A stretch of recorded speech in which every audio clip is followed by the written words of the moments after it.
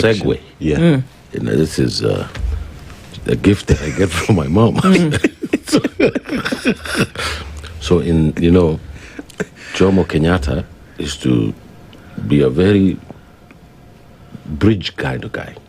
You never knew if he was with the resistance in this country or if he was with the colonial system.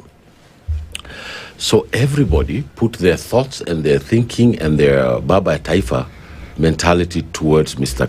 Jomo Kenyatta. And there's no question that Jomo Kenyatta is, and with Jaramogi Odinga and Masinde Muliro and the Kapenguria Sixth and Mohammed Hassan Jabeli, my grandfather, were all founders of this country. No question. But Jomo Kenyatta was not a militant. He wanted independence. He was a nationalist militant. But after we got independence, remember the army tried to overthrow him? When the army tried to overthrow him, that is when the British made a defense pact. There was a coup in Uganda. There was a attempted coup in Tanzania. There was an attempted coup in Kenya by the Kenya riflemen, the Kenya African Rifles, because they wanted positions. They wanted salary increments.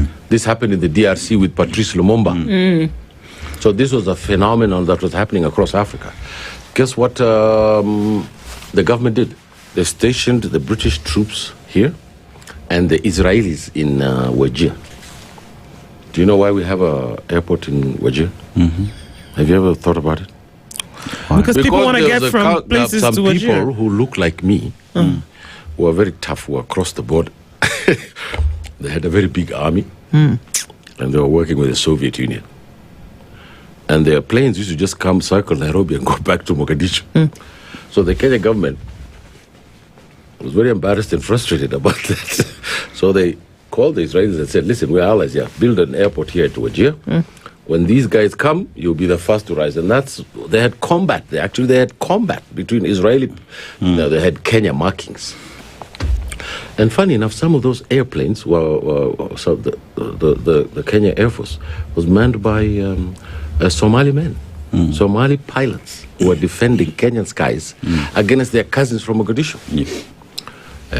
One of them passed away. It was my uncle. He passed away in a crash here a while ago. But the subject matter is this Batuk. Yes. So Batuk, that is how it came, this defense pact between the British and the Kenyans, so that they could protect the regime from the Kenya army because of coups that were happening across the continent.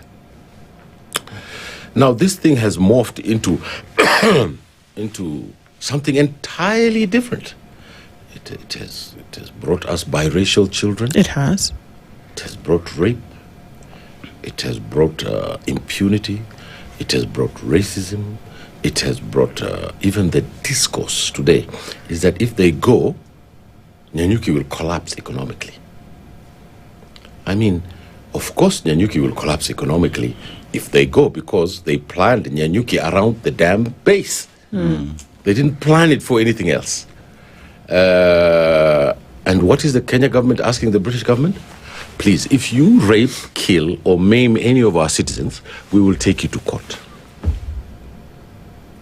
That's all the Kenya government was. So what did Ruto do?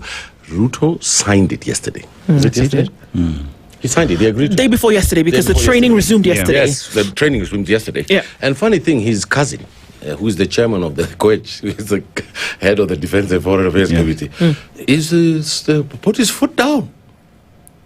Admirably. COEG has done an amazing thing. He said, we're not going to allow it. And you know, the signature is between the administration and the British administration. It's between the two. But our constitution says you have to take this thing to the committee. Yes. Right? Yes. For it to be checked and to be presented as a bill, so that not as a bill, for it to be authorized that the Kenya government is in disagreement, right? Now, we don't know what's going to happen, but the administration has more power than the legislature on these bilateral agreements. It has more power. But the parliament can cause a lot of trouble